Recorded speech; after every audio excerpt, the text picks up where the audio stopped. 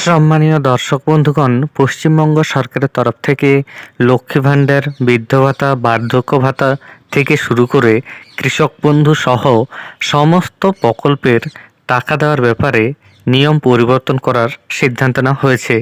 কী সেই পরিবর্তন সম্পূর্ণ আপডেট আপনাদের এই ভিডিওতে দেওয়া হবে, তাই অনুগ্রহ করে ভিডিওটি স্কিপ না করে দেখুন এবং চ্যানেলে নতুন হয়ে থাকলে ছোট্ট চ্যানেলটি সাবস্ক্রাইব করে নোটিফিকেশন অল করে রাখতে ভুলবেন না।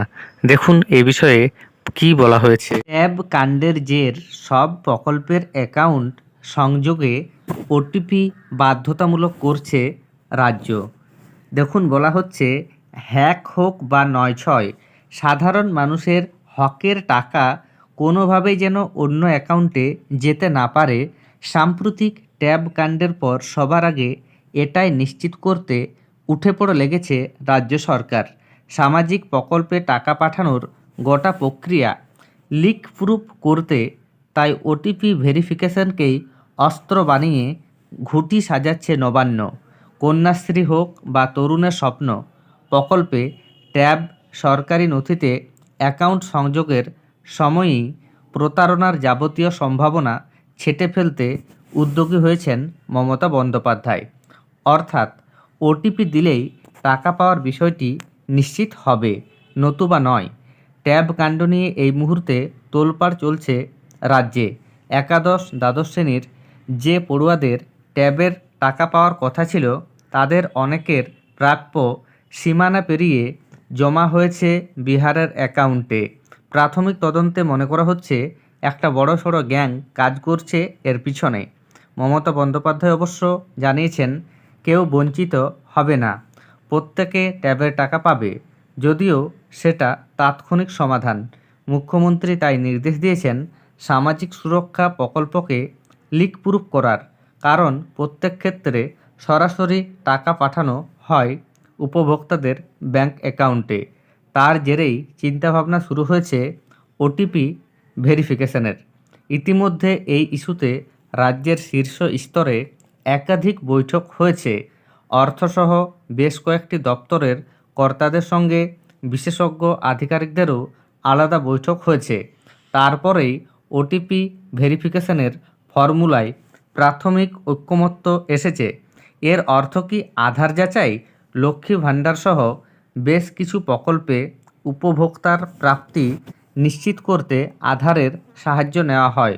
প্রশ্ন হলো, সেই একই পদ্ধতি কি এবার সর্বত্র চালু হবে?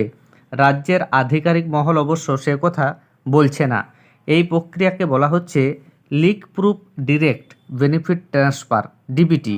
সব ঠিক থাকলে রাজ্য ইউভিন পদ্ধতি কাজে লাগিয়ে ট্রান্সফার জালিয়াতি সম্পূর্ণভাবে রোধ করার পথে হাঁটতে পারে। কি এই ইউভিন?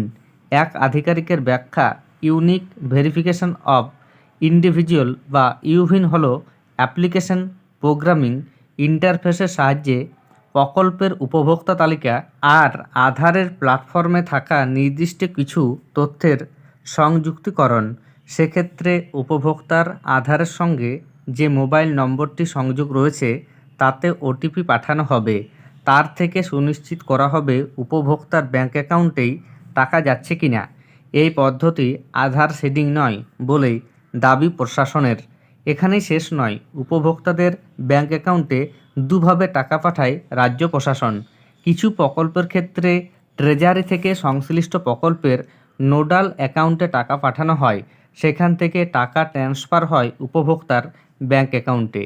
তবে বেশিরভাগ ক্ষেত্রে রাজ্যের ইন্টিগ্রেটেড ফাইন্যান্স ম্যানেজমেন্ট সিস্টেমের মাধ্যমে ট্রেজারি থেকে উপভোক্তার ব্যাংক অ্যাকাউন্টে ডিবিটি করা হয়। দ্বিতীয় ক্ষেত্রটিতে উপভোক্তাদের যে ব্যাংক অ্যাকাউন্টে টাকা যাচ্ছে তার পুনর্যাচাই করার বিষয়টিও রাজ্যের বিবেচনার মধ্যে রয়েছে। এক আধিকারিক জানিয়েছেন দ্রুত এ বিষয়ে সিদ্ধান্ত নেওয়া হবে, কারণ ট্যাব কাণ্ডের মতো দ্বিতীয় ঘটনা যাতে না ঘটে সে ব্যাপারে চূড়ান্তভাবে সতর্ক করে দিয়েছেন মুখ্যমন্ত্রী। তাহলে বুঝতে পারছেন, সাধারণ মানুষ যাতে যথাসময়ে ঠিকভাবে বিভিন্ন প্রকল্পের আর্থিক সাহায্য পান, তার জন্যই নতুন ব্যবস্থা গ্রহণ করছে রাজ্য সরকার। ধন্যবাদ।